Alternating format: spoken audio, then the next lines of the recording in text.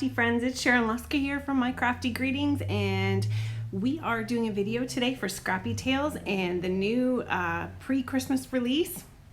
These are the outline dies, outline poinsettia die assortment. Oh, I love these so much. They are just amazing and so useful.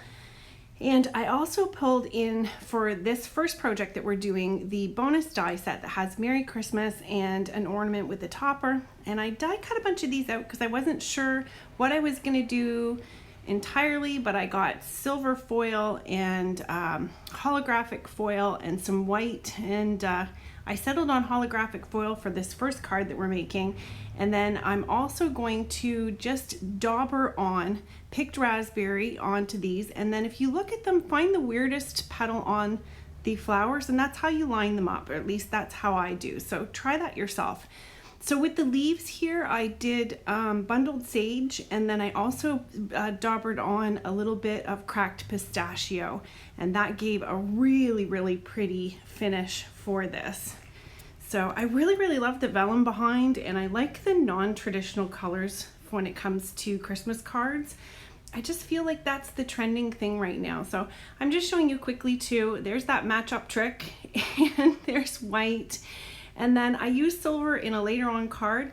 I just pulled out some old embossing folders and embossed myself a 5x7 base and cut it down to 4.5 by 7, and this card is actually going to be 5x7.5. Now I got some ribbon out here, and we're going to do some ribbon garland on this particular arrangement that I'm doing. And I started off with the two largest poinsettias at the bottom, and now I've got a medium size or a large poinsettia, a medium sized poinsettia in the next layer, a medium sized poinsettia, and then a small poinsettia at the top, and I tossed in an extra little one. Okay, so here's the fun that we're getting up to today. Have you ever tried to melt your ribbon? This is like a very cool trick.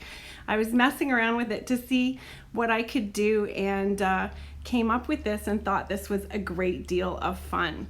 So all you do is you heat up your what are these things? Embossing tool, heat tool. And I'm just running the hot air right down the middle of the ribbon, and that's actually going to make it ruffled. And I'm folding it over before it actually cools off, because that's going to keep it folded in half. And what I'm doing is making this a double layered ruffle to go in between the layers of our poinsettias, because we're making a poinsettia Christmas tree. So I'm cutting these off a little bit longer, and we're going to be popping the little ends back through to the back of the card so that it actually looks like it kind of wraps around like a tree. And then I also put foam tape on the bottoms of these, or on the backs of these flowers, bottoms of them, what am I doing? Just on the backs. And I find that the detail in the die cuts really leaves it so that you can easily hide foam tape back there, and nobody's going to be the wiser. Now I'm just sticking in the leaves flat, and I'm just going to put a tiny bit of ATG on the tips of them when I do finally stick them in. But I'm getting this lined up so that I can just take a gander and see what it's going to look like, how we're assembling this. So this has already got ATG on it, and we're just going to get this stuck in for the next layer, and you can tuck it behind the poinsettias. I was a little tight for room on this card. I should have started the Christmas tree right close to the bottom, like within a 1/4 inch of the bottom, and I left too much space. But we're going to roll with it. It'll be just fine.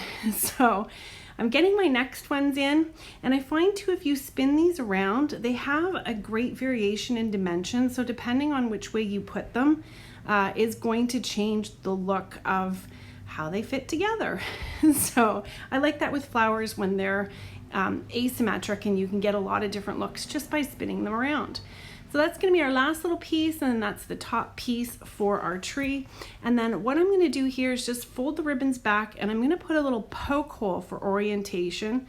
Now if you have a nice mat on your desk, don't necessarily poke into your mat. Find something soft to poke into.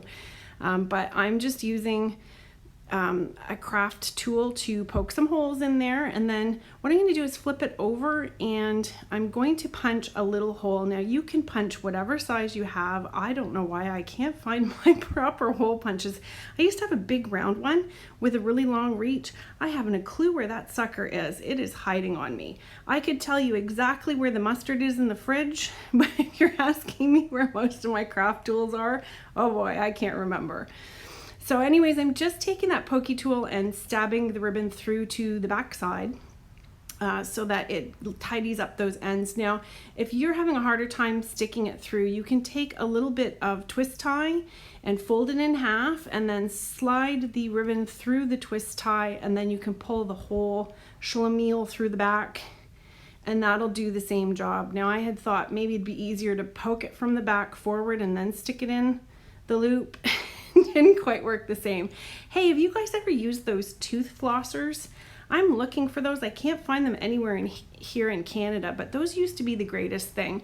They just have like a plastic tip that's already twisted together, and then the top is like a thicker loop, and it helps people pull their dental floss through their teeth. And I could use some of those.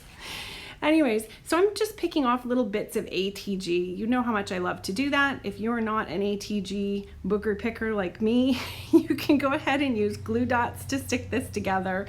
Whatever you like. You can use regular glue too if you want, but I do like to have things stuck as quickly as possible and find this is the best way to put my cards together and get me the look that I'm looking for.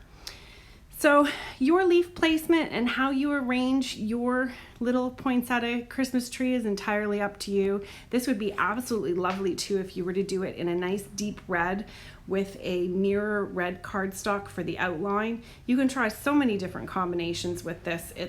This is one of those dies that just has limitless possibilities. And isn't that leaf set the most sumptuous leaf you've ever seen? Now I realized at the last minute I forgot to stick the little small poinsettia in the middle of the base of the tree, and now it's slightly more tree-like looking than it was before. But again, if you don't want to stick that many flowers in, you do you. You do what you like for your cards. I just hope that whatever I do ends up inspiring you and getting you excited to get in your craft room. And if you really, really like these supplies that I'm using, all the links are going to be down below for Scrappy Tails Crafts for the products that I've used. And of course, you can use my affiliate link. Oh, this is last month's bonus die. I just made a star for the top of the tree. So anyways, I have some kind of teal blue, and I'm really sorry that this is like this. I never really apologize for these kinds of things, but I have to tell you, I'm over at my shop. The former owner had to shut it down. They didn't last through COVID. So I have jewelry and accessories that I normally sell, and I have a setup here at my shop. So I'm in a weird echoey room and did some crafting on the back pedicure bar. And I was just putting these together. So I used the Merry Christmas die cuts from that bonus die. You can also buy the bonus die for a nominal fee, but if you spend a certain amount of money at Scrappy Tails Crafts, you will get this Merry Christmas sentiment plus the ornament die for free. So there's that card. And I do have another really wacky card. And anyways, what I was saying is, if you are going to shop at Scrappy Tails Crafts, my link is down below. That gives me an affiliate commission for sending you there. Regardless of what you buy, you can click any of those links and go shopping, go nuts, and anything that you buy will get me a commission to help me continue on my journey crafting with Scrappy Tails and bringing you hopefully great videos. And if you're liking this video, please hit subscribe, give me a thumbs up, leave me a comment, share it with your friends. That would all be fabulous. So here we go. Here's a little bit of sparkle organza ribbon, and I'm giving this a little bit of heat as well. And you can overheat these ribbons, and if you do, it will lose its sparkle and it will have a whitey kind of color to it. And I'll show you once I finish here, that it makes it actually breakable. So you can see that, but the rest of it's fine. So you'll know when you overheat it. Now this ribbon, normally if you cut this ribbon apart, it would fray, but since you're adding the heat to it, it's not gonna fray. And we are gonna be far more aggressive with the heat on this little piece than we were on the last one. Now that was blowing around too much for me. And so I put the scissors in, and I really wanted to burn the snot out of this. Now, word to the wise, it is a plastic that we're hitting here with heat. So do use it in a well-ventilated area. If you have any breathing problems or have any concerns, put a mask on, help protect yourself. And but otherwise, have some fun. It's just another way of taking your supplies and getting something a little bit different from them. So now I had a 3D embossing folder. I embossed a small panel here for my second card, added a little bit of teal glitter paper behind the one edge. And you can see those poinsettias are also inked up. It's vellum inked up in the same way with the picked raspberry, and I've already got them situated with foam tape behind them. And now I'm just making these kind of loops and little trails of this melted up ribbon. It has a very organic, kind of unique feel to it, almost like adding, you know, natural leaves or driftwood or things like that to an arrangement. And the sparkle, I think, really screams Christmas. Now I really like the back part of the ribbon too, so I've got a couple pieces that I'm folding over, adding a little bit of my instant glue dots from my ATG gun here. And I'm just putting a little ATG on the back of them and sliding them in behind. And where they need a little bit more tacking down, I'm also wadding up another little bit of ATG and just sticking them in place. So surprise, we're also going to be using some plastic floral pieces that have glitter on them. This piece there, this spray that I had is starting to deteriorate, and I thought, you know what, it would look great on my cards. So, and we're going to use it on cards, and because it's plastic, it's very flexible. It will have no problem going through the mail with no extra postage. I checked. So if yours is thin and flexible plastic, usually the dollar store sells this kind of stuff, you can take that and cut it up and put it on your cards. It'll look awesome, I promise you. Zip glue by Beacon, I think it's called Zip Dry Glue by Beacon, is one of the best. Again, it's a little bit stinky. Use it only when you're doing specific projects. I don't recommend a regular use of Zip Dry Glue because it does have a bit of a chemical smell again. But otherwise, it will allow you to arrange some beautiful products together just like I've done here. So that's my second card. So how about you go burn you some ribbon?